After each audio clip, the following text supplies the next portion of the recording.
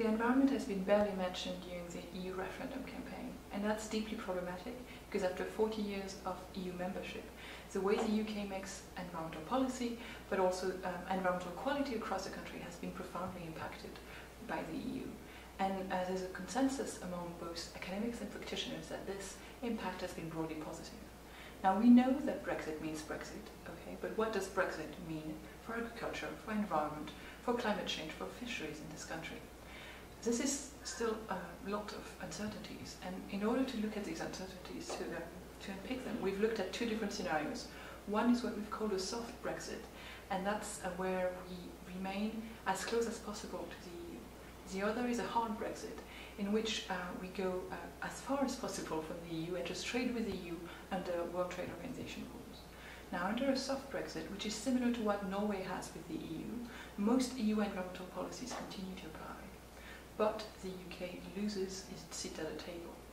And that's a problem in terms of democracy, because then most of the environmental policies that will be applied in the UK will not have the UK taking part in the decisions.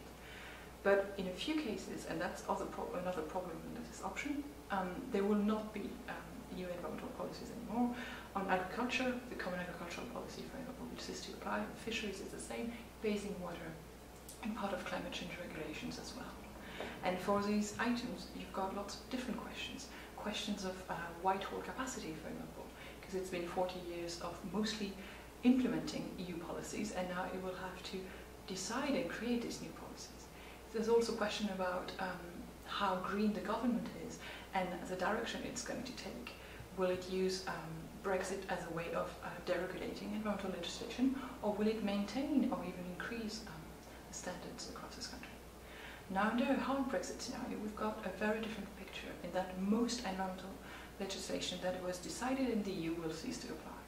You will still have international commitments across wide areas such as wildlife, air, water, but these are not as strongly enforceable as EU environmental legislation.